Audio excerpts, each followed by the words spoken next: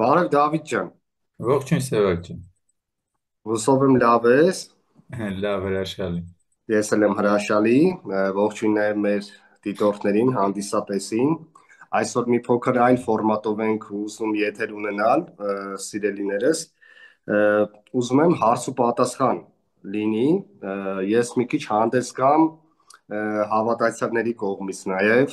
ուզում եմ եւ իրենց կողմից էլ այն պատասխանները, որ կամ այն հարցերը իրենց մեջ առաջացած կլինի, ես էլ լինելով նախկին հավատացյալ, ինքս էլ կդնեմ այդ հարցերը քննարկման, ը, տեսնենք դրանից ինչ դուրս կգա։ Իսկ առաջին հարցը ես կուզեմ մի հատ անձնավորություն կար, որ գրել էր մեր տեսանյութի տակ, հետևյալն էր, կապված կաթոլիկ եկեղեցու հրաշքների հետ, որ կաթոլիկ եկեղեցին, ինչ որ Հռոմի Պապը կարողանում են Մարիամ Աստվածուհու հետ, Աստվածածնի հետ կապ ունեն եւ կարողանում են հրաշքներ անել, մինչդեռ մեր եկեղեցին նման հրաշքներ չի կարողանում անի։ Ինչ գիտելիք ունեն նրանք, ինչ ինֆորմացիա են տիրապետում, որ կարողանում են նման հրաշքներ անել եւ իրենք են այդ սրբերի կողմից ընտրված, չգիտեմ ինչ, իսկ մենք չենք կարողանում անել։ Կուզեի նաև առաջինը անդրադառնալ այս թեմային, եւ հետո որից հետո հարցերը ինձ թվում է կծանվեն։ Ինչ կասես Դավիթ ջան, քո տեսակետը հետաքրքիր կլինի մեզ։ Նորից ողջույն, Սևակ ջան ու մեր հետևորդներին։ Հարցը հետաքրքիր է, ինձ թվում է շատերն են նմանատիպ ըստ իս մոլորության մեջ, որովհետև հրաշք կոչված դաշտի համար չի կարա լինի բաժանում կաթոլիկ, առաքելական, ուղղափառ, դժվար թե Տիրամայրը ընտրեր կոնկրետ կաթոլիկներ եկեղեցին ու վերջ։ Դա մի հատ մեծ մանիպուլյացիոն գործիք է, որ օգտագործվում է։ Բոլորս գիտենք, որ կաթոլիկ դաշտը ինքը ավելի ընդլայնված տարածք, ավելի մեծ տարածք է ընդգրկում, վերջի վերջը Հռոմի Պապ գոյություն ունի, եւ ամբողջ աշխարհում իշխանության մի հատված է ինքը իրենց ներկայացնում, բնականաբար հավատացյալ մի մեծ հատվածի համար պետք է որոշակի նմանատիպ բաներ օրինել, տարածել, կամ երևի իրոք ինչ որ հրաշքներ լինում են, որից տեղյակ չեմ, բայց մի բանից եմ տեղյակ, որ ինչ է նշանակում հրաշք, հրաշքը տեղի է ունենում ամեն օր, ամեն ուր եւ ամենքիս հետ։ Հարցը մենք նկատում ենք դա թե չէ։ Ամենամատչելի հրաշքը, որը իրականում շատ մեծ հրաշք է համենայն դեպս իմ համար, մեր կյանքն է։ Մեր կյանքից այն կողմ ավելի մեծ հրաշք, չգիտեմ, ինչ կարելի է պատկերացնել։ Եթե մենք մեր կյանքը ապրենք այնպես ոնց որ տրված է Արարչի կողմից, ոչ թե սողունի կերպարով ապրենք, այլ ապրենք մեր լիարժեք հնարավորինս լիարժեք աճը, որը պետք է ամեն մարդ կարողանա գիտակցի եւ գնա այդ աճի ճանապարհով, բոլոր գործողությունները, ինչ որ տեսնում ենք այս աշխարհում, մեր համար կդիտարկվեն նորմալ, սկսած ջրի վրա քայլելուց, վերջացրած քույրի բուժումից, որը ցույց էր տալի Հիսուս, եւ ասեմ ավելին, Հիսուսը ասելով եկեք իմ հետևից, դա նշանակում էր, որ ցանկացած մեկը եթե իմ հետևից իմ ճանապարհով գա, ամեն մեկը էլ հնարավորություն կունենա այդ գործողությունը անելու։ Վերջի վերջո նույն իր աշակերտներից է, չէ՞ որ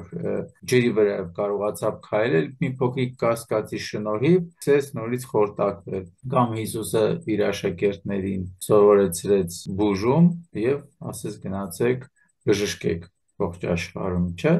Վերջի վերջո դա փաստ է նրա, որ ամեն մարդու տրված է այդ գործողությունները անելու հնարավորությունը։ Հարց է, նա ով չունի իր համար, ով չի կարողացել հասնել դրան, ու ցավոք սրտի դա աշխարհի ամենամեծամասնությունն է կազմում, այդ մյուս մարդկանց համար դրանք հրաշքներ են, կոնկրետ հրաշքներ են։ Իհարկե մենք բոլորս որ հեռացել ենք այդ ամենից, մեր համար հրաշքներ են, իսկ կատարողները հրաշագործներ։ Այս դաշտով եթե նայում ենք շատ նորմալ բան է այդ process-ները,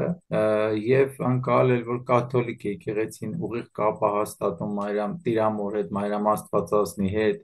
որի շնորհիվ հրաշքները կատարում, ինչքան կարա թող կատարի, բայց արդյունքը մնում է նույնը, որ աշխարհում պատերազմները շատ են, ողբերգություններով լի է այս ամենը, թե ուր մնաց այդ հրաշքների արդյունքը, չգիտեմ, թե կաթոլիկ եկեղեցու համար հատուկ առանձին հրաշքներ է կատարում Տիրամայրը եւ որ իրանց գանձարանները լցվեն ու վերջ։ Չեմ կարծում որ տիեզերական ուժերը գանձարաններ լցնելու եւ միայն նմանատիպ կոնկրետ խմբավորումների համար կատարեն իրենց տիեզերական հրաշքները։ Այդպես բան գոյություն չունի։ Եթե նմանատիպ լուրեր կան, ասեմ ավելի նմանատիպ լուրեր նույնիսկ հնարավորինս 21-րդ դարում հատկապես տեխնիկան թույլ է տալիս, որ ապացույցներով նույնիսկ մարդկանց փորձեն համոզել, դժվար չի այդ դեր խաղալը։ Եվ շատ շատերը լսելով ստեղից ընդեղից ծանոթների միջոցով եւ այլը ամենայնտեպս մնում են այդ խաբկանքի ստվերի տակ ու փորձում են նմանվել։ Կարծում եմ երևի մի կողմից էլ լավ է որ մեր եկեղեցին ճակերտավոր ասած այդ հրաշքները չի անում, այսինքն այդ կեղծիքը չունի իր մեջ։ Չնայած կցանկանայի որ ավելի դեպի վեր աճի ուղղությամբ գնար, բայց գուցե կարելի ասել գոհ ենք, որովհետև վերջի վերջո նույն կաթոլիկ դաշտը, որի իշխանը Հռոմի Պապն է, հա, լինում միշտ, այդպես է կոչվում այդ կոչումը, հա, վերջի վերջո ամենամեծ իշխաններից մեկը այս աշխարհում, ամենայն դեպս այդ գործիքակազմը իր ձեռքում ունեցող իշխաններից մեկը հենց այդ Պապերն են։ Խնդիր չի, եթե իրանք այդ հրաշքների մեջ են, ուրեմն թող աշխարհը կարգի վիճակում լինի, ոչ թե այս վիճակում։ Պատասխանը սա թող լինի, սա իմ տեսանկյունն է, եւ հարց տվողը գուցե կհասկանա ինչի մասին է խոսքը։ Ամենամեծ հրաշքը մենք պետք է մեր մեջ արտնացնենք, ամենամեծ ճանաչողական դաշտը ամեն մարդ իր մեջ պետք է գիտակցի իր ով լինելը որպես արարչականի կողմից ստեղծված եւ արարչականի լույսը կրող, եւ եթե չկասկածի այդ լույսի հզորությանը եւ փորձի գործել, գոհանալ իրան տրվածով առավոտը արթնանալու համար, որ կարողացավ արթնանալ ի տարբերություն շատերի, որ չարթնացան այդ պահին, որ իր շուրջը խաղաղի տարբերություն շատ տեղեր են, որ հրետակոծության տակ են եւ շատ նման բաներից գոհանա եւ փորձի այդ տված շնորհը առաջ տանելով ինքնաճանաչման գնա, ինքը իր մարմնից սկսած մինչև ներսի աշխարհ, ներքին աշխարհը ճանաչի, կարծում դրանից մեծ հրաշք չի կարելի ուղղակի սпасել այս պահի դրությամբ։ Ինձ թվում է դրանից լավ հրաշք չկա։ Հրաշքները գոյություն ունեն, բայց այդ հրաշքը մենք պետք է կարող լինենք տեսնել։ Ուղղակի պետք է կարող լինենք տեսնել։ Ամեն վարքյան տեղի է ունենում տիեզերքում հրաշք կոչվածներ։ Այսինքն հրաշք նշանակում է մի բան, որից դու հեռացել ես, դա քո համար անծանոթ երևույթ է, գուցե կողքինը կարողանում է տեսնել կամ անել, դու չես կարողանում, քո աչքին դա հրաշք է երևում։ Այդքան պարզ պատասխան կտամ, որովհետև պարզությունից լավ հրաշք չկա երևի։ Իհարկե, ի վերջո դրանք էներգիաների որակներ են, որոնց հետ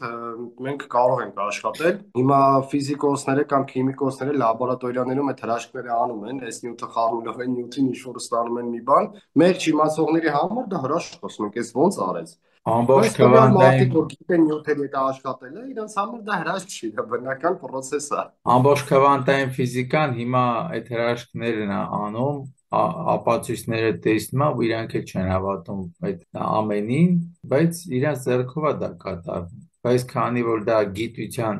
դաշտում է քվանտური ֆիզիկան գրանցված, բոլորս ասում ենք դե հիմա գիտնականներ են անում են, այդ հրաշք չի, իր գլխին ապացակ չկա իր մասին, այդպես։ Դա մի 50 տարի հետո տես մի հատ լուսապսակ կդնեն այդ գիտնականի։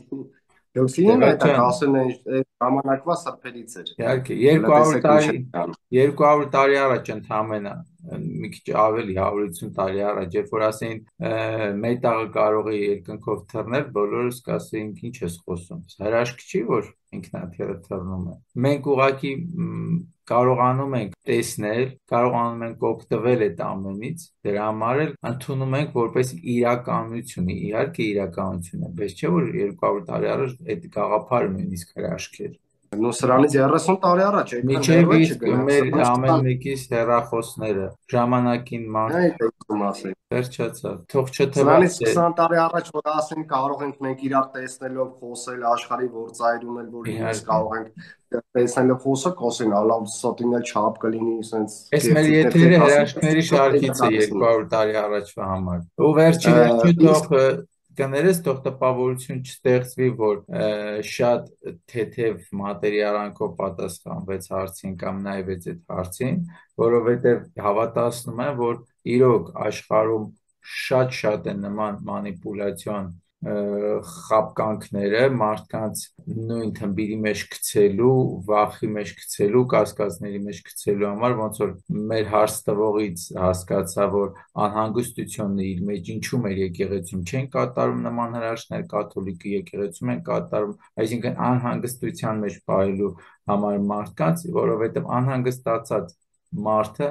ամենակառավարելի մարդն է, որովհետև հիասթափություն է մարդու մեջ առաջանում եւ ինքը հեշտ կառավարվում է։ Դա կապում են մեր հետ, Դավիթ ջան, այս հարցով հավատացյալները ասում են դուք եք մեղավոր, մենք ենք մեղավոր, որ հեռացել ենք Հիսուս Քրիստոսից, ճշմարիտ ավետարանի լույսից, դրա համար սատանան ակտիվացել է մեզ, խաբում է, խարբալում է, բահում է թմբիրի մեջ, մենք ենք մեղավոր, ես էլ ասում եմ լավ, եթե կրոնները ճիշտ էին եւ այս 2000 տարի է ինչ տեսակի կրոն ասես որ դուրս չեկա բոլորդ Քրիստոսի անունից է գալ ինչի դրանց աշխարհ ավելի լավը չդառավ քո ասացի պես դե իրանք ասում են դուք եք շեղվել դուք Հիսուսն ասեց իմ մեջը սկեցեք ես ձեր մեջ կկենամ ով որ ինձ հավատա թե մեռնի պիտի ապրի վերցրու խաչը տարիմ հետևից դե դուք չեք անում տես դուք խոսում եք որ միայն քրիստոնյա եք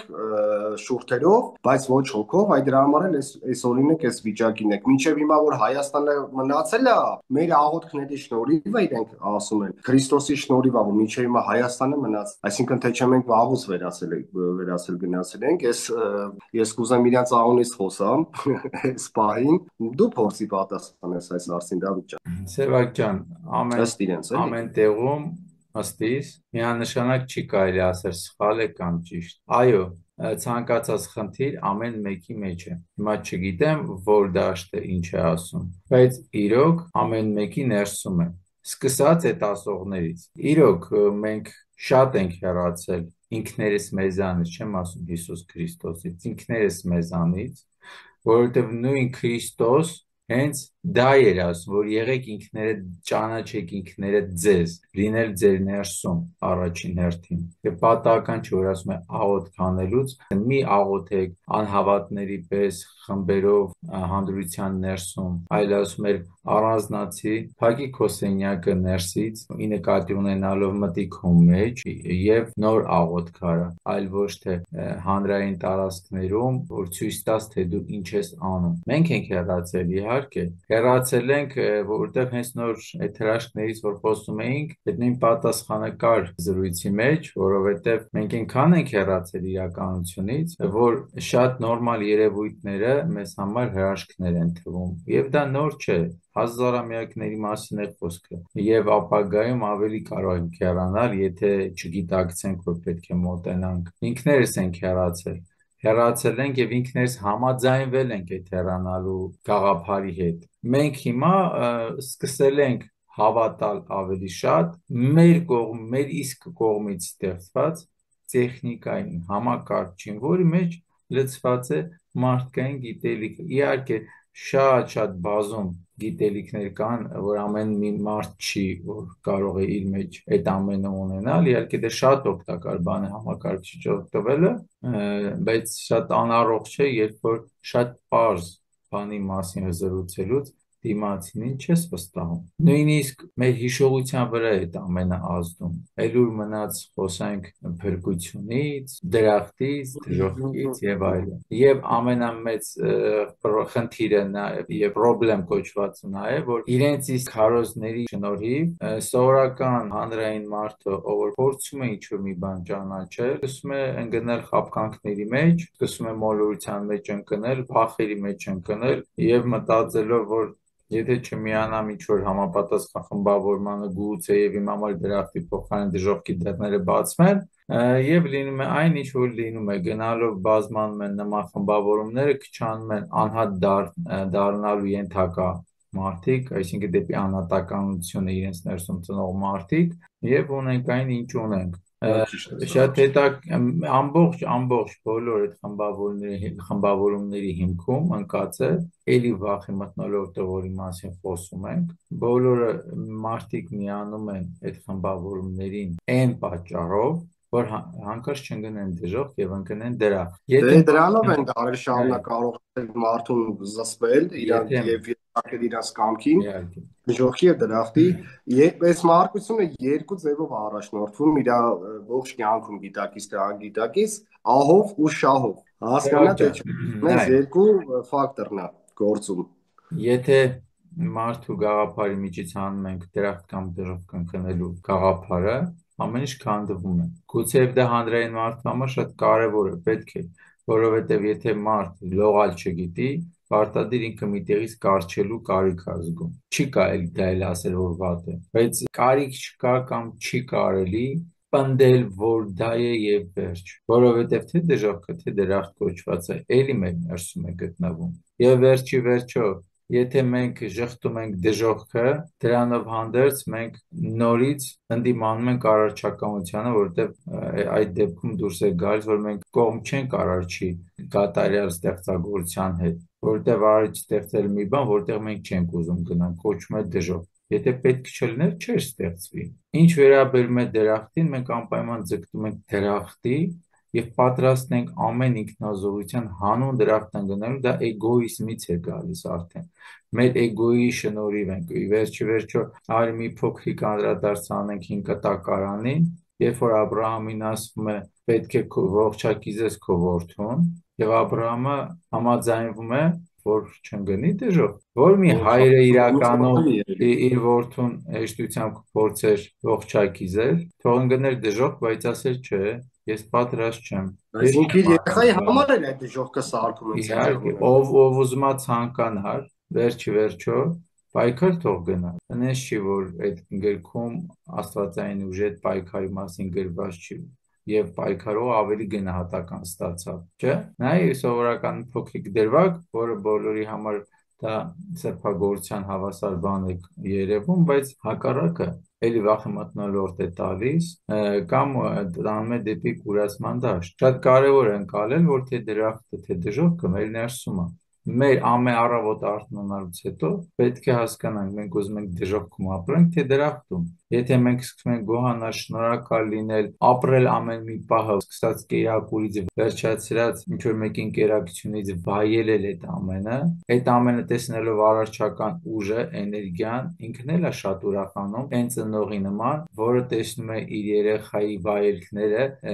այն ժամանակ, երբ որ մի փոքրիկ նվեր է ստանում երեխու համար կամ կերակուր է սարքում եւ երեխան վայելում է ուղղակի այդ քո տվածը, դու տեսնում եւ պատրաստ ես լինում մի քանի անգամ ավելին անել քո երեխու համար։ Իսկ երբ որ այդ երեխան չի վայելում, արհամարական դեն է նետում ու գնում է խաղալու եւ այլը, դու մտածում ես գուցեև իմ սարքած կերակուրը լավը չէր կամ գուցե իմ տված նվերը լավը չէր, փորձեմ մի ուրիշ բան մտածեմ, բայց երբ որ երկրորդ, երրորդ անգամ էլ նույնպես անում, մտածում ես, որ լավ, գուցեև ինքը չի սիրում շնորհներ, իրեն չեմ տա շնորհներ։ Շատ ճիշտ է, այդ դրա համար այսօր շատերը Նույն ձև արարչական ուժն է։ Եթե մենք չենք գոհանում ամեն մի պահից մեզ տրված եւ սպասում ենք դրսից եկող ինչ որ հրաշքների, իհարկե չենք ստանալու այդ ամենը, չենք ստանալու, որտեղ մեզ տրվածից պետք է նախ վայելենք, շնորհակալ լինենք, գոհանանք, այդքան բան։ Կներես Դավիթ ջան, ապրես ճիշտ ասեցիր, այդ հենց մարմնի անգամ, երբ որ հաճույքները ասենց ասած մարդը օգտվում է, բայց անգիտակից եղանակով օգտվում եւ նա շնորհակալ չի, որ հոգին մարմնի մեջ է դառնում արարիչ, երբ որ դու կարողանում ես կոշ նյութի հետ շփվել եւ զանազանել թացը, չորը, սևն ու սպիտակը, այս գոհունակությունը, երբ որ չես տալիս, արարիչը մտածում է, երբեք էս պետք չի էս մարմինը, քեզ պետք չեն էս ամեն ինչ ինչ որ կա եւ դու ստեղ քո գիտակցությունը չաճեցրեցիր։ Այսինքն տգիտաբար օգտվեցիր հաճույքից, բայց շնորհակալ վիճակով չօգտվեցիր, որ ես հիմա կամ ու կարողանում եմ սա վայելեմ։ Ես շնորհակալ եմ ինձ ընձեռված այս հնարավորության համար, որտեղ սրանից մի քանի տարի առաջ, երբ որ ես օրինակ ծնված չէի, ես չէի կարող սրանից օգտվել։ Եվ հետո որ չեմ լինելու, կրկին չեմ կարողանալու սրանից օգտվեմ, բայց արկա պահին դրա համար զեսի սիչաս վիճակում է գործում արարիչը, չէ, այստեղ եւ հիմա։ Դու արարիչ ես եւ այստեղ եւ հիմա ամեն ինչ քո ձեռքերի մեջ է, ամեն ինչ քո ափի մեջ է։ Եվ այս պարագայում Աբրահամի օրինակով դա դարավ հեղինակություն Աբրահամը բոլորի աչքին, որ եկեք վարվենք Աբրահամի նման, նա պատրաստելի որդուն հանուն Աստծո զոհեր, եւ հետո կապեցին Եհովային Քրիստոսի այն բանի հետ, ասեցին, տես հայր Աբրահամը հայր Աստծո պրոտոտիպն էր, խորհրդապատկերն էր, այսինքն նա դրանով ցույց տվեց, որ ինչպես ես եմ պատրաստ իմ զոհուն, իմ որդուն զոհել, այդպես էլ հայրը շուտով պետք է զոհի Քրիստոսին մեր մեղքերի համար։ Այսինքն սա խորհրդապատկերն էր Աբրահամը հայր Արարչի։ Դրանով Աստված ուզում է ասի Աբրահամին, որ ինչպես դու ես պատրաստ քո որդուն զոհել, այդպես էլ ես եմ շուտով պատրաստ իմ որդուն զոհել ձեր մեղքերի համար, որ ձեզանով փրկություն լինի։ Այսենց վերեցին, կապեցին իրար հետ, պատկերացնում ես ինչ ստեղծվեց, կրոնի խմորումները որտեղից են գալիս։ Ինչի է պաշտվում հայր Աբրահամը, ինչու են իրան այդքան մեծանում, սա է պատճառը։ Սևակյան, Որ նա էլ իր որդուն զոհեց, նույն էլ հայրը զոհեց իր որդուն մեր մեղքերի համար։ Ես կուզեմ քո տեսակետը Դավիթ ջան լսեմ այդ հարցի առնչությամբ, արդյոք իրապես կապ ունի Աբրահամը հայր Աստծո խորհրդապատկերի հետ եւ դրանով Աբրահամը Աստված ցույց էր տալի, որ դրա համար կոչվեց հավատի հայր, ինչպես դու ես պատրաստ քո միածին որդուն զոհես ինձ համար, այդպես ես իմ որդուն Քրիստոսին պետք է զոհեմ մարդկության մեղքերի համար, որտեղ այնտեղ ասում Աստված այնպես սիրեց աշխարհը, որ նույնիսկ իր միածին որդուն տվեց, որ ով որ նրան հավատա չկորչի, այլ հավիտենական կյանք ունենա, որպես փրկանք տրվեց, մեր մեղքերին պատարակ եղավ, զոհ եւ պատարակ։ Ինչ ես կարծում դու այս մասով։ Դու համաձայն ես Աբրահամի եւ Քրիստոսի եւ Հայր Աստծո այս նմանությանը, որ բերված է հին կտակարան։ Սևակյան, սկսեմ նրանից, որ ինչպես մի քանի անգամ մեր զրույցների ժամանակ ասել եմ, նորից փորձում կրկնվել, որ իմ համար, դա իմ համար չէ, բայց իմ տեսանկյունից եմ ասում, որ Աստված եւ Արարիչ հասկացողությունները շատ տարբեր են։ Վերջի Աստված, հայր Աստված կոչված, գաղափար ինքը շատ իր տեղում գտնվող գաղափար է, էակ է, բայց ինքը Արարիչը չի տիեզերքի։ Հին Աստվածաշնչում ներկայացած Աստված, ով պահանջում է զոհաբերություններ առհասարակ, ինքը նյութական դաշտի ստեղծող Աստվածն է, ոչ թող կրկնության նման լինի, որտեղ ասում են կրկնությունը գիտության մայրն է, եւ շատ կարեւոր է ճանաչել ամենքին իր դերում, նորից կրկնելով ցիտեմ Հիսուսի խոսքը, կեսարին կեսար, ասում է Աստծուն, իրականում Արարչին պետք է լինի, բայց քանի որ թարգմանությունների միջոցով եւ այդ ընդունված գրքերի միջոցով բարձ լինելու համար փոփոխությունների ենթարկվեին, բոլոր տեղերում Աստված է գրված։ Այդքան մատչելի է դարձած։ Մատչելիություն նշանակում է ոչինչ չհասկանալ այս դաշտում։ Վերջո ինքնաճանաչման դաշտը չի կարա շատ հարթ գնա, օրինակ ինքս լինելով հեքիաթների էպոսների ուսումնասիրությամբ զբաղվող մարդ, մի շատ լավ օրինակ կա, ցանկանայի մեջբերում անել, երբ հեքիաթի հերոսը, գլխավոր հերոսը, փոքր տղան, պետք է գնա իր եղբայրների պես վերահսկի, որ դևը չգա եւ անմահական խնձորը չուտի, եղբայրները վերահսկելու ժամանակ քնում են, քունները տանում են մի հարմարավետ տեղ նստում ծառտակ քնում են, փոքր եղբոր հերոսի քունը երբ տանում է, ինքը վերցնում մատը կտրում է, աղ է ցանում վրան, որ մռմռա եւ մռմուրից քունը չտանի, որի արդյունքը լինում է նա, որ արթուն է մնում եւ դևին հաղթող է դուրս գալիս։ Առակը ինչ կցուցանի, որ հերոսության կամ ինքնաճանաչման քոնապատակներին բարձրյալ նպատակներին հասնելու համար անխուսափելի է մռմուրն ու ցավը։ Իսկ ամենաթմբիրի մեջ գցելու գործիքը դա կոմֆորտ, հարմարավետություն կոչվածն է։ Ինչի համար եկակ, թվա թե կապ չունի, շատ մեծ կապ ունի այս ամենը իրար հետ, որովհետև նյութական դաշտի ամենամեծ գործիքը հենց այդ թմբիրի մեջ գցելու գործիքն է։ Այդ թմբիրի մեջ գցելու ամենակարևոր նույն գործիքներից մեկը մարդկանց հնարավորինս մատչելի ձևով բան մատուցելն է։ Իսկ դրա ամենավառ ապացույցներն այն, որ նույն գրքերում թե Արարիչ, թե Աստված բոլորը գրված են նույն կերպ, գրված է Աստված ու վերջ, որովհետև Աստծուն կարելի է պատկերել, մեր կերպարը տալ եւ պատկերել, ասելով որ չէ, որ մենք ստեղծվեցինք իր կերպարով, ինքը մեր կերպարն եւ եկեղեցիներում, սփավայրերում մարդկային կերպարով նկարել հայր հայրաստված եւ այլն, մարդիկ տեսնեն կռապաշտության գնան եւ իրենց թվա թե ամեն ինչ ընկալեցին։ Իսկ Արարչին ուղղակի անհնար է մարդկային կերպար տալ, որտեղ ինքը չունի ոչ մի կերպար։ Ինքը մեծ անսահման էներգիան է, որին չի կարելի նկարագրել, որտեղ հնարավոր չի նկարագրել իրան։ Հիմա Նա մեր բոլորի ամբողջությունն է։ Այո, աստվածներն են ապրում իր շնորհիվ։ Մենք մարդիկ ենք ապրում իր շնորհիվ, ծառերում ծաղիկներ եւ ամբողջ տիեզերքը։ Միայն արարչական էներգիայի շնորհիվ ենք ապրում։ Ինչ վերաբերում է հայր աստված կասենք, աստվածների հայր կասենք, թե գերագույն աստվածություն, որ նշված է կոնկրետ անվանումով, չմոռանանք, որ այդ աստվածությունը պարզ ինքը իր մասին ասում է, նախ խանձոտ աստված եմ, վրիժառու աստված եմ, ես Աբրահամի, Մովսեսի, Դավթի ու Սողոմոնի աստվածն եմ, չի ասում, որ բոլորի ստեղծողն է։ Այո, ես Հակոբի առանձնացում է։ Բացի դա, այդ աստվածության հետ գործ ունենք, ով որ պահանջում է նյութական զոհաբերություն, որովհետև այդ զոհերի էներգիայով ենք սնվում։ Եվ այս հիմա բոլոր պատերազմների արդյունքն է հենց նաև այդ զոհաբերություններն են, որով սնունդ է ուղարկվում տվյալ ուժին։ Իսկ մենք անգիտակցաբար այդ ամենը անում ենք։ Պատերազմելուն դեմ չեմ, եթե կարիք կա պատերազմել, որովհետև պետք է ինքնապաշտպանություն տեղի ունենա, դու էլ բարձրալի կողմից արարված էակ ես, կամ դու կամ դիմացինը, որ անգիտակցորեն գալիս է քեզ վերացնելու, պետք է պայքարես, իհարկե, բայց ամենամեծ պայքարը մինչ պատերազմելը մեր ներսի կռիվն է, պատերազմ պետք է լինի, ճանաչել արարչականը եւ տարբերակել աստվածային արարչականից։ Եվ այդ ամենից հետո մենք հասկանում ենք ինչ է նշանակում ով էր Աբրահամին ասում պետքա ողջակիզես քո որդուն եւ հետո իբրև հակակայլ ասում է չէ պետք չի ու եւ տեղը խոյ է նվիրում ասեմ դա այլ աստվածային ուժ է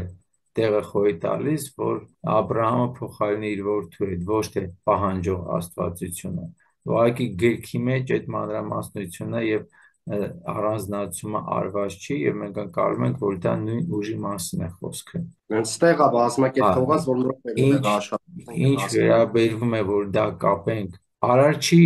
որդու հետ որը Հիսուսն էր դա ընդհանրապես կապելու արժանի բան չի որովհետեւ իրանք տարբեր ուժերի ներկայացուցիչներ էին վերջի վերջո ասվում է որ Աբրահամը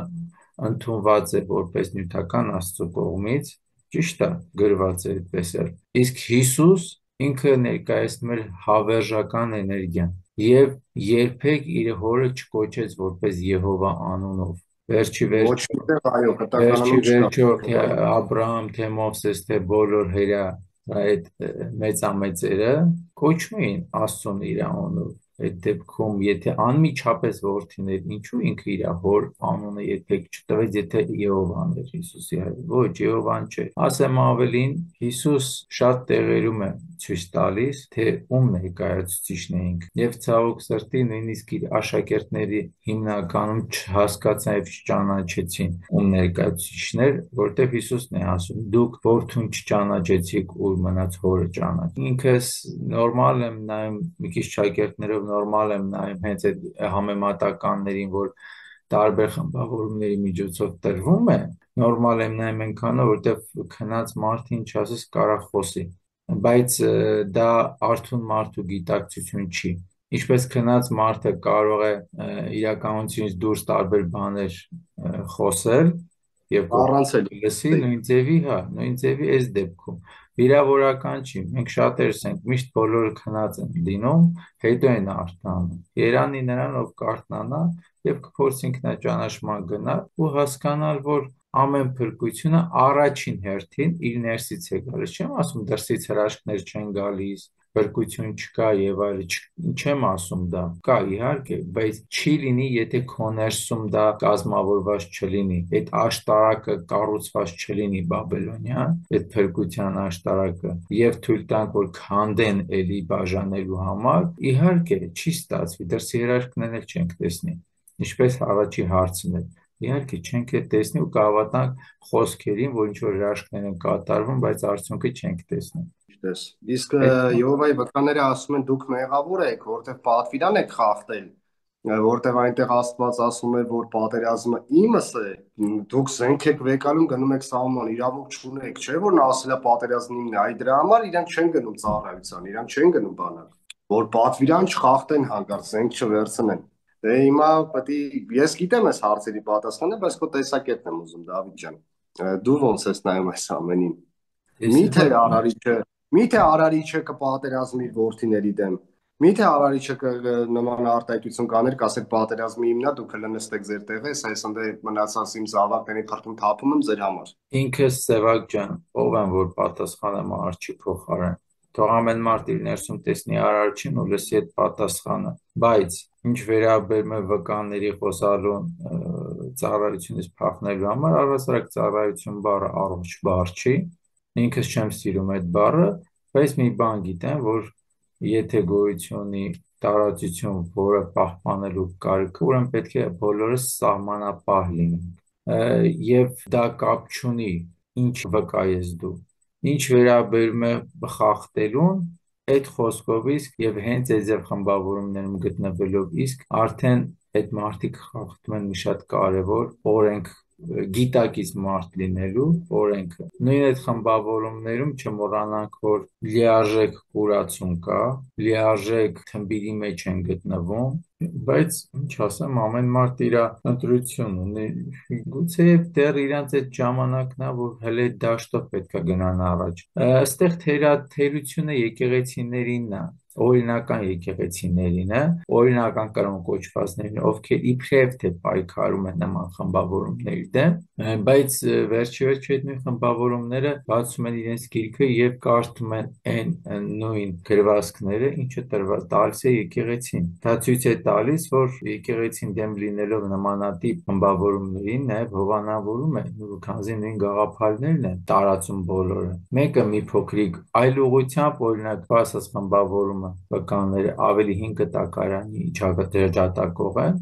օրինական եկեղեցին Քրիստոսի ջատագով է, նոր կտակարանի, բայց ցավոք սրտի Քրիստոսի հետևավոր չի, որովհետև ընդունում է, որ հին կտակարանի Աստծո որդին է Հիսուս։ Այդտեղ արդեն չի կարա առողջ գիտակցություն բացվի, քանզի դու ամենայն ակունքային վիճակը աղավաղված ես տեսնում։ Եթե այսպիսի թեմաները խոսենք եւ տարանջատենք Հիսուսին Եհովայից, մեզ ասում են դուք սատանայից եք, հենց սատանայի գործն է, որ բաժանիր հորը առանձնացրեց որդուն, այսինքն մենք դառնում ենք սատանայից։ Բայց այն որ սատանան այնտեղ པարզ գործում է եւ սպանելու, մորթել, թալանելա տալի բոլոր ազգերին, չեն տեսնում այդ սատանային։ Որտեւ իրականում սատանայի մասին մենք լսեն ենք, բայց իր պատվիրանները չենք տեսել։ Միշտեղ այնտեղ մի սպանիր պատվիրան տվողը բոլորին սպանել է տալիս։ Մի գողացիր պատվիրան տվողը ասում է մտի Եգիպտոսը կողոպտիր։ Սա ոնց է լինում, բայց դուք ինչի չեք տեսնում այդ կոպիտ ասած շագերտների մեջ ասած սատանային այնտեղ, որ եկել եք մեր մեջ եք փնտրում այդ սատանային։ Դեվոք ջան, պետք է հասկանանք ինչ է սատանա։ Պետք է հասկանանք գործողություններով, ինչպես մարդուն են ճանաչում ոչ թե անունով, այլ իր գործով, նույն ձևի ցանկացած էակների։ Հիսուսը շատ կարևոր ցիտում ունի, եւ հրեա ռավիններին ասում է դուք ձեր սատանահոր զավակներն եք։ Չէ որ որպես հայր իրանք ընդունում են նյութի դաշտի Աստծուն։ Հիսուսը ինչու է ասում դուք ձեր սատանահոր զավակներն եք։ Ուղղակի քրիստոնեական դաշտում նյութի աստվածությանը, քանի որ մարդկանց իշխելու համար բաժանի եւ իշխի այդ գործիքն է պետք օգտագործել եւ վախի մեջ պահել էր պետք, առանձնացրեցին, ծնեցին մի անուն, այսպես կոչում, եւ դաժան աստվածությանը կոչեցին սատանա, բայց երբ որ նայում ենք ողջ նյութական դաշտի աստվածության գործողությունները, ամբողջ գործողությունները ցույց են տալիս, որ հենց այդ սատանա կոչված ուժը հենց այդ աստվածությունն է վերագրվում դեպի այդ աստվածությանը, այսինքն Եհովայի տիրույթին է պատկանում։ Այո, գործով եմ ասում, վերջի վերջո մենք նայում եւ տեսնում ենք, որ սպանություններ, էգոյի դաշտի արթնացում, զարգացում, բաժանում, իշխում այդ ամբողջը տեղի է ունենում այդ աստվածության կամոք։ Վերջի վերջո, երբ որ Հիսուսին փորձության ենթարկող ուժը Հիսուսին խոստանում է, որ եթե պաշտի իրեն, կտա աշխարհի թագավորություններն ու հարստությունը, դա նույն խոստումն էր, երբ որ նույն հին կտակարանային աստվածությունը Մովսեսին եւ Աբրահամին է խոստանում, որ կտա աշխարհի բոլոր թագավորությունները Աբրահամի կամ Մովսեսի սերնդին եւ այլն։ Ով է կարող տալ հարստություն, ով որ ունի այդ հարստությունը, եւ խոսքը գնում է նյութական հարստության մասին։ Իսկ Հիսուս ասում է, այս աշխարհում նյութական գանձերի մի դիզ է, այլ երկնքում, ցույց տալով, որ արարչականը նյութական դաշտի կրող չի եւ նյութական հարստություն չունի եւ պետք է չի որ ունենա։ Իսկ երբ որ նյութական դաշտի աստվածությունը կոչենք այսպես գերագույն աստվածություն, հա, ոչ արարիչ, բայց ինքը ասում է, ես կտամ այս հարստությունը, այն հարստություն, դա ցույց է տալիս, որ ինքն է նյութական դա հարստության տերականը։ Իսկ ով է ձգտում նյութական դաշտին եւ հարստությանը եւ իշխում ըստ կրոնական խոսույթի սատանա։ Բացի դա ամբողջ Հիսուսի քարոզների ընթացքում, խոսքերի ընթացքում, երբ որ կան, տեսնում ենք, որ նույն հին կտակարանյան օրենքներին ինչքան է ժխտում ինքը, փոփոխում է ամբողջը։ Իրան ես դրա համար չէին ներում, էլի։ Ասում են եկել ես օրենքն ես փոխում, ասել ես լրացնում եմ, չեմ փոխում։ Այսինքն այնքան բացում ու պակաս պռատ բաներ եք թողել, Ասեմ, որ ես հլպտի լրացում կամ որտեղ դուք մենակ մարմին նյութն եք բերել, հոգևորը չեք բերել։ Ես եկել եմ լրացնեմ, որ ներողություն, առաջին հերթին ինքը չասես եկել եմ լրացնել, այլ եկել եմ կատարելու, տարբեր բառեր են դրանք եւ տարբեր իմաստներն են։ Ցավոք բոլորը ընկալում են Մանդելայի սկզբունքով, կարծում են եկել եմ կատարելու, բայց ընդունում են եկել եմ լրացնելու։ Դրանք շատ տարբեր բառեր են։ Բայց երկու դեպքում էլ եթե դիտարկում ենք, էլի, եթե լրացնելով ենք դիտարկում, եթե մի բան լրացնում ես, նշանակում է բաց կա լրացնելու, իսկ եթե բաց կա, նշանակում է կատարել չի արդեն այդ տվյալ օրենքը։ Իսկ եթե եկել եմ կատարելու, դա չի նշանակում եկել եմ օրենքը եղած օրենքը կատարելու, այլ ցույց է տալիս, որ եկել է իր անելիքը անելու, իր գործը կատարելու, որովհետև անմիջապես այդ խոսքից հետո ինքը շատ տարբեր օրինակներ է բերում։ Օրինակ բերեմ, ասում է ասված է կարող ես արձակել քո կնոջը եւ անպայման արձակման թերթիկ տալ։ Առանց արձակման թերթիկ չի կարելի արձակել։ Որից հետո այդ կինը կարող է նոր ամուսին ունենալ։ Ասում է, իսկ ես ասում եմ, Հիսուսն արդեն իր տարբերակն է ասում, ով կարձակի իր կնոջը անառակություն կանի, քանզի իր կնոջը դրդում է դրանով անառակություն անելու։ Չէ որ ասված է, Հիսուսն ասում է, որ երբ որ մարդիկ միանում են իրար, դառնում են մի մարմին, այրուկին մի մարմին, եւ արարչի կողմից միանում են, դառնում են մի մարմին, այդ դեպքում ինչպես կարելի է բաժանել այդ մարմինը։ Հիմա դա եղավ կատարել, լրացնել, թե հակասական բան եղավ ըստ օրենքի հերաների։ Ասում է գրված է ակն ընդական, ընդատամ, բայց ես ասում եմ քո աչքի գերանը չտեսած եղբորդ աչքի փուշն ես նկատում։ Առաջին հերթին քո աչքի գերանը հանի, նոր փորձի նկատես դիմացին աչքի փուշը։ Օրինակներից մեկը։ Ասում է սիրիր թշնամուդ։ Այն դեպքում, երբ որ ասվում է ակն ընդական, ատամ, այսինքն վրեժխնդիր է պետք լինել, բայց Հիսուս ասում է սիրի նույնիսկ թշնամուդ։ Բոլորը մտածում են սիրի նույնիսկ թշնամուդ, ուրեմն խոնարհ ծառայի, ենթակայի գիտակցությամբ է պետք ապրել, ոչ։ Ուղղակի եթե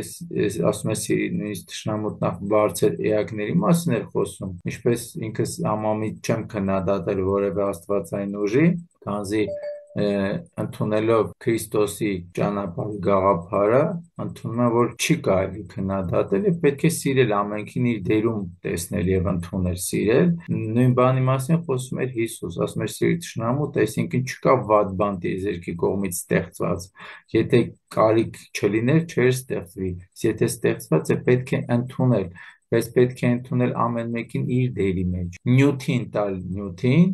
արարչինը տալ արարչին, ոչ թե խառնել։ Շիլապլավ պետք չի Չի սարքել։ կարելի։ Դրա համար է բարկանում, էլի։ Իհարկե։ Նույնտեղ արդեն ինքը խոսում էր հերյա լեսարանի համար, Նաև այն էր պատճառը, որ ասեց գեհենի կամ դժոխքի պարտավոր պետք է լինեք, որտեղ իրենք այդ թեզերով էին առաջնորդվում եւ հավատացյալներին տենց էին բախացնում, որ այդ ու սենց արեցիք դժոխք, կերնի դրախտ, ինքն հենց իրենց լեզվով խոսած։ Իրականում դրախտն ու դժոխքը քո ներսի հոգեկերտվածքի հիման վրա ձևավորվող երևույթներ են։ Դու պետք է այդ արխայությունը հազար անգամ ասես, քո մեջ է, եթե դու սարքել ես քո ներսը դժոխք, անընդհատ բողոքների գիրքա քո կյանքը, դժգոհություններ, մի խոսքով նմանատիպ բան է, դե հենա ներսդ ինչա, ինչով է լցված, մաղձով։ Եթե ատում ես բոլորին, եթե արդեն դու թունավորված է քո ներսը, դժոխք է արդեն ներսդ։ Այսինքն սիրո բացակայությունը, այն որ ասում է մութը դա լույսի բացակայությունն է։ Այս դեպքում ատելություն եւ դժոխքը դա դրախտի բացակայությունն է, որ դու ես ստեղծել քո համար, քո ներսում։ Արարիչը դժոխք չի ստեղծում։ Մի շատ լավ առակ կա, եթե դեմ չես կպատմեմ, մի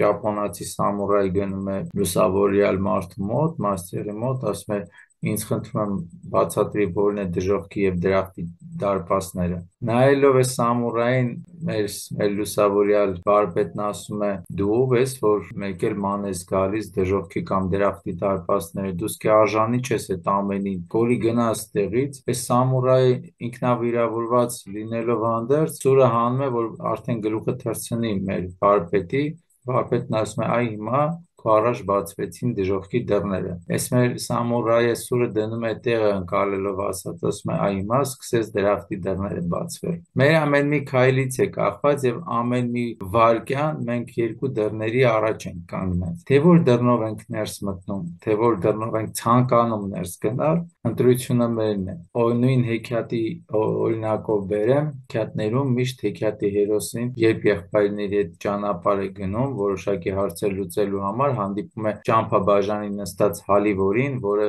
ի դեպ նույն Քրիստոսի խորհրդանիշն է, Մելխիսեդեկ քահանա, շատ տեղերում ինչպես ասվում է,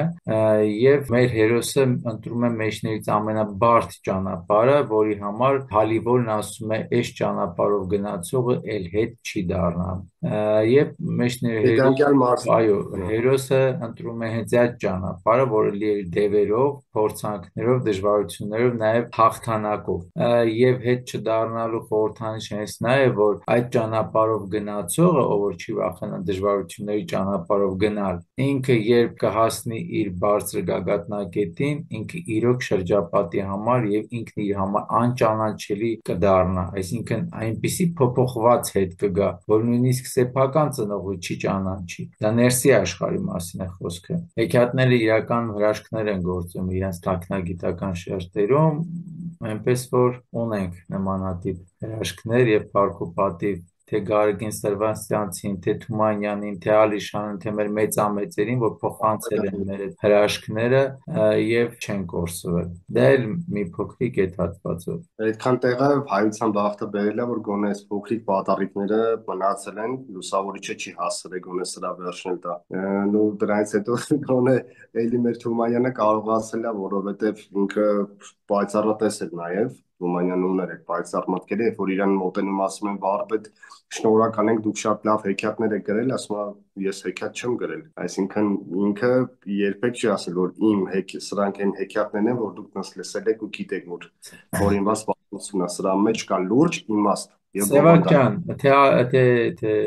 Ղազար Սաղայանը եւ մեր շատ մեծեր իրականում իրենց հեքիաթների հիմնական մեծ մասը հենց վերցրել են հայ ժողովրդական հեքիաթների մշակումներն են արել, շատ հեքիաթների մշակումներ են արել եւ տվյալ ժամանակին ավելի մատչելի փորձել են մատուցեն մի փոքրիկ ավելի այն ձևով, որ մարդիկ շատ չսարսափեն, որտեղ այնտեղ սարսափել դրվագներ էլ կային եւ դժվար կներ երեխաներին փոխանցել այդ ամենը, որ հնարավոր լիներ տարբեր տարիքի մարդկանց փոխանցել այդ թաքնագիտական շերտերը այն հույսով, որ գուցե օրից մի օր ինչ որ մեկը կկարողանա իր ներսի գցած սեր մծաղկացնել, մեծացնել եւ քաղել այդ պտուղները։ Անձամբ ինքս ունեցել եմ այդ սերմը ծնողիս կողմից փոխանցված եւ հիմա վայելում եմ այդ պտուղները։ Շատ լավ, Դավիթ ջան, ամփոփենք մեր զրույցը։ Շատ հաճելի էր ապրես, շնորհակալ եմ այս բովանդակալից հետաքրքիր զրույցի համար։ Հետագայում կարծում եմ նորից առիթներ կունենանք եւ հանդիպման ընթացքում կբացենք շատ կարեւոր արխայիկ շերտեր եւ թող մենք ենք կրթվում եւ բոլորս այդ լույսը կարող ենք տարածել մեկս մեկի վրա ու կգա այդ զարթոնքը։ Շնորհակալ եմ, Դավիթ ջան։ Բարի Սևակ ջան։ Եվ մի բան էլ ասեմ, քանզի խոսեցինք հեքիաթներից, ասեմ եւ ավարտենք, ինքս ունեմ հեքիաթային խումբ, զումային հանդիպումներ եմ անում շաբաթը մեկ, եթե հանդիսատեսներից ցանկացող կլինի, անվճար է հանդիպումները, կարող է գրել, հեռախոսը համարը թողնել, ես կգրանցեմ, եթե ցանկություն կունենան հեքիաթային թաքնագիտական շերտերին ծանոթանալ, խնդրեմ, սիրով կընդունեմ առաջարկը։ Այդքան բան, շնորհակալ եմ Ապրես Դավիթ ջան, հրավերի համար, լավ առաջարկ արեցիր, հուսով եմ կհետաքրքրի մեր դիտորդներին։ Դե, այսօր այսքանը, ժողովուրդ ջան, շնորհակալ եմ, որ կաք եւ շնորհակալ եմ նաեւ քեզ Դավիթ ջան, որ մենք կարողացանք այս փոքրիկ հանդիպումով խոսել այնպիսի բաների մասին, որոնց մասին քիչ է խոսվում։ փոխադարձ Սևակ ջան, Դե, ամենայն բարիք բոլորին, մինչ հանդիպում, ցտեսություն։ հաջողություն։